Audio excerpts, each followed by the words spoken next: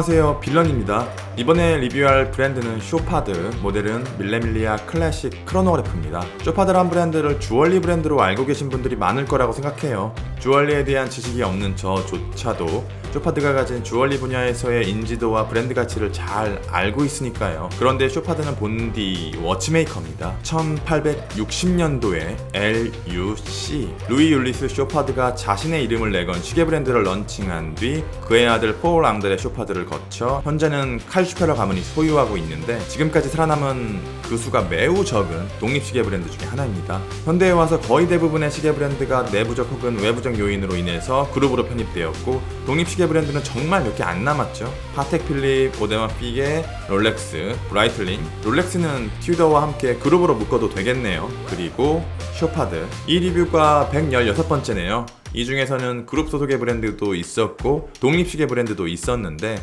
두 범주의 브랜드는 느낌이 조금 달라요. 둘 다 장단점이 있겠지만 저는 독립 브랜드를 더 선호해요. 무엇보다도 디자인의 통일성과 시계의 만듦새가 좋습니다.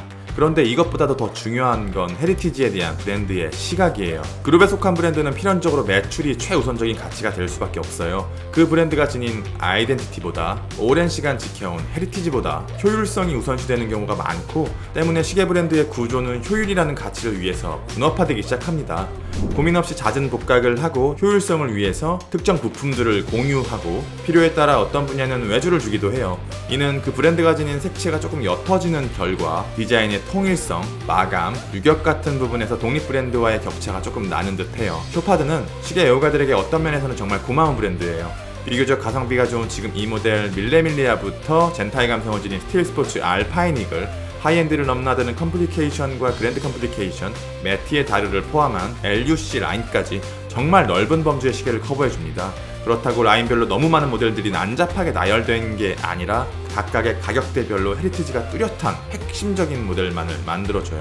크로노그래프는 시계 애호가들이 열광하는 아이템입니다. 하지만 시계 브랜드들은 크로노그래프라는 분야에 쉽게 도전하지 못해요.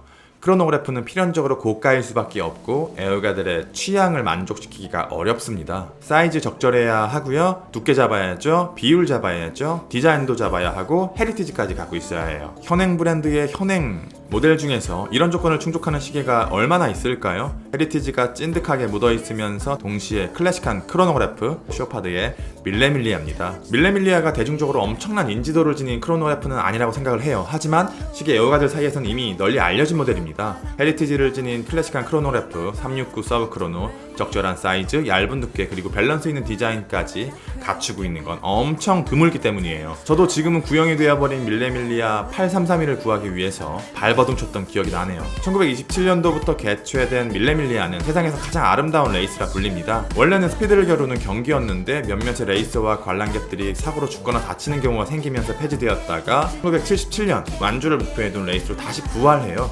이탈리아어로 1000마일을 뜻하는 밀레밀리아는 브레시아를 시작으로 볼로냐, 로마를 거쳐 다시 브레시아로 4일간 진행이 되는데요. 완주 자체가 쉽지 않아요. 1000마일이면 1600km거든요. 그런데 이 레이스가 세상에서 가장 아름다운 레이스라고 불리는 이유, 1927년도부터 57년 사이에 생산된 올드카만이 참가할 수 있고 부품도 전부 원형 그대로여야 해요. 조금이라도 다른 부품이 있거나 개조가 되었으면 참가 자체가 불가능합니다. 쉽지 않겠죠? 이 경주에 참가한 모든 팀에게 밀레밀리아 시계가 제공된다고 하는데 밀레밀리아가 갖고 싶으면 빈티지 차를 구매해서 이 경주에 참가하면 되겠네요. 이 리뷰가 소개되는 다음날 6월 16일부터 19일까지 개최됩니다. 1988년도부터 쇼파드는 이 경주의 공식 타임키퍼이자 후원사로 활동하면서 크로노그래프의 헤리티지를 지켜왔습니다. 시계를 받고 손에 올린 첫 느낌은 물음표였습니다. 빈티지하면서 현대적이고 클래식하면서 위트 있어요. 섞이기 힘든 복합적인 요소들이 하나의 다이얼 안에 다 녹아 있습니다. 다이얼에서는 속도감이 느껴져요. 다이얼 정중앙을 중심으로 원형의 거친 브러싱이 들어가 있는데 육안으로도 느껴질 정도입니다.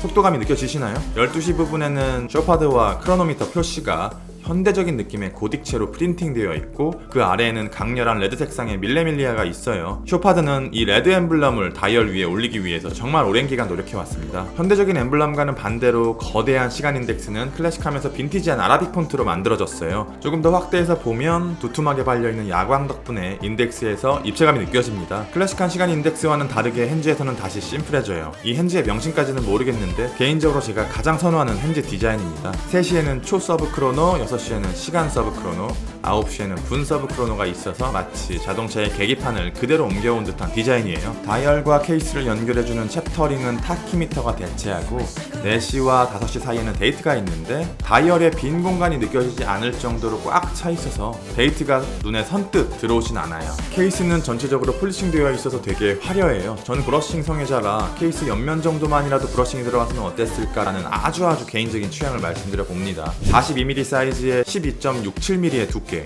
크로노그래프를 이 정도의 두께로 만들기가 어렵습니다. 정말 얇게 만들어도 13mm 혹은 13.5mm 정도가 현실적인 마지노선이지 않을까. 크로노그래프는 기본적으로 두께가 두껍기 때문에 시계 브랜드들은 디자인을 포기하던가 착용감을 포기해야 돼요. 보통 착용감을 포기하죠. 디자인을 포기할 때는 러그 밸런스를 깨는 경우가 많아요. 이럴 경우 시계를 위에서 보거나 옆에서 보게 되면 마치 방앗개비처럼 상당히 어색한 디자인이 됩니다. 하지만 밀레밀리아는 애초에 굉장히 얇기 때문에 불필요한 기교를 부릴 필요가 전혀 없어요. 쭉 뻗은 러그 덕분에 줄질을 굉장히 잘 받을 거예요. 타이어를 형상화한 러버 스트랩이 기본적으로 제공되는데 저렴한 러버밴드와는 비교가 어려운 상급의 퀄리티이고 쇼파드의 엠블럼이 러버 뒤쪽에 음각으로 새겨져 있네요. 이런 디자인의 스트랩도 굉장히 잘 어울릴 것 같아요. 가죽으로 된 레이싱 스트랩이요. 이렇게 두께를 얇게 뽑을 수 있었던 건 에타 2892-2 무브먼트를 업그레이드했기 때문이에요. 제가 좋아하는 IWC 마크 시리즈 그리고 포르토피노에도 이 수준의 무브먼트가 들어갑니다.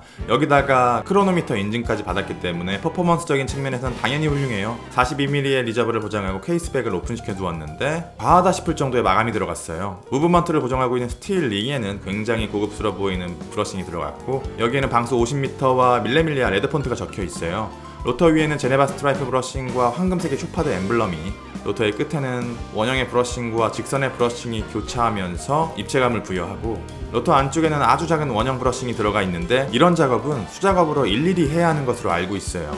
이 부품 뒤에는 물고기 비늘 같은 마감이 들어가 있는데 빛에 반응하는 게 되게 아름다워요. 저는 케이스백을 보면서 조금 의아했던 게 사실 이 무브먼트는 완벽한 인하우스 무브먼트는 아니잖아요. 인하우스 크로노그래프가 들어갔다면 LUC 라인으로 나왔다면 0이 하나 더 붙었겠죠? 그런데 이 정도까지 할 필요가 있었을까? 라는 생각이 들 정도로 디테일이 훌륭해요. 쇼파드가 밀레밀리아에는 정말 진심이구나. 디자인이라는 게 사람의 취향에 따라 호인 사람도 있고 불호인 사람도 있을 수 있어요. 그런데 클래식한 크로노그래프를 사랑하지 않을 수 있는 사람은 많지 않을 것이고 아이코닉 크로노그래프로서 밀레밀리아의 바리에이션, 밀레밀리아의 가능성은 무궁무진할 거라고 생각해요. 리뷰는 여기까지 빌런이었습니다. 감사합니다.